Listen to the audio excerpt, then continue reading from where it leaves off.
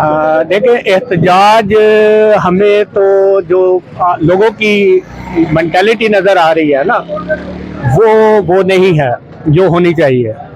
क्योंकि माइंड हमारा सेट बना ही नहीं है कि महंगाई क्या है, क्यों हुई है, कैसे हुई है। लोगों को पता ही नहीं किसी चीज़ का।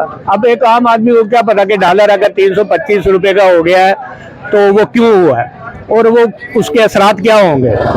तो इसलिए लोगों में कोई इस किस्म की कोई एक्टिविटी नज़र नहीं आती।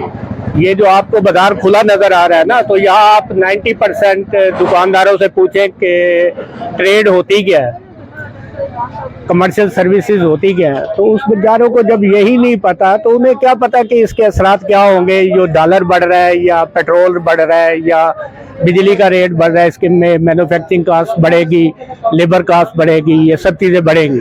तो वो बेचारों को जब पता ही नहीं है तो वो क्या एक्टिविटी है ऐसी शो करेंगे कि वो एहतजाज में शामिल होंगे या वो हड़ताल करेंगे। तो आप बताएं ना, मतलब क्यों हो रही है सारा कुछ, क्या हो रही है ये महंगाई, ये तो हमारी गलत पॉलिसियां है ना। ये तो हमारी ट्रेड पॉलिसीज है।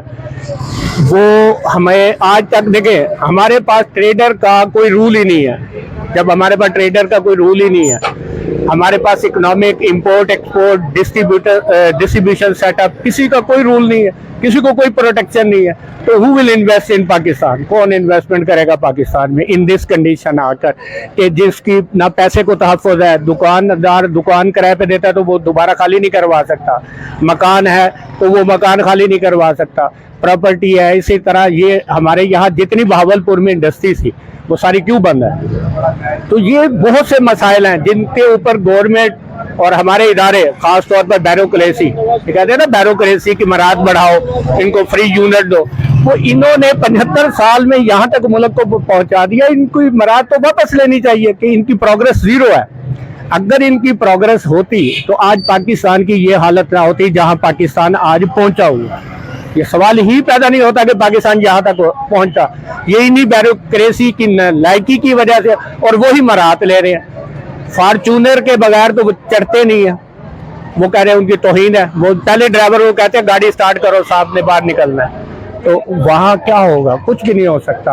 पाकिस्तान के हालात कभी ठीक नहीं हो सकते जब तक के ये कोई रिफॉर्म्स नहीं करते। हेल्थ, एजुकेशन और इनकम टैक्स, ये सब रिफॉर्म जब तक नहीं होगी, ये मेरी बात आप नोट करके रख लें, ये सेव कर लें, ये रेट और डॉलर का बढ़ेगा, ये सब चीज़ों के ऑटोमेटिकली फिर रेट बढ़ेंगे।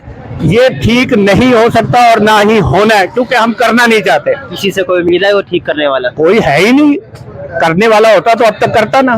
कोई भी नहीं है, मतलब कोई भी नहीं है। होता तो करता ना। देखिए, एक गाड़ी आपने कराची भेजनी है, उसका इंजन आपने लगा दिया लाहौर की तरफ, तो वो गाड़ी कभी कराची पहुंचेगी ही नहीं। तो ये हमारी हालत भी ऐसी है कि हमारे पास डायरेक्शन ही नहीं है कि हमने करना क्या है। जब हमारे पास डायरेक्शन नहीं होगी तो हम कैसे मतलब है कि कामयाब हो सकते हैं या बेहतर कर सकते हैं किसी चीज़ को। ये बिजली के बारे में जो एहतजाज हो रहे हैं इस बारे में? नहीं, ये एहतजाज फर्जी है। मैं नहीं मानता इनको, इन एहतजाजों को। आपका कितना बिल है बिजली का? मेरा आया कोई 9-1 हज़ार रुपया बस। हाँ, वो क्या वजह है? उसकी वजह कि मैंने सोलर सिस्टम लगवाया हुआ।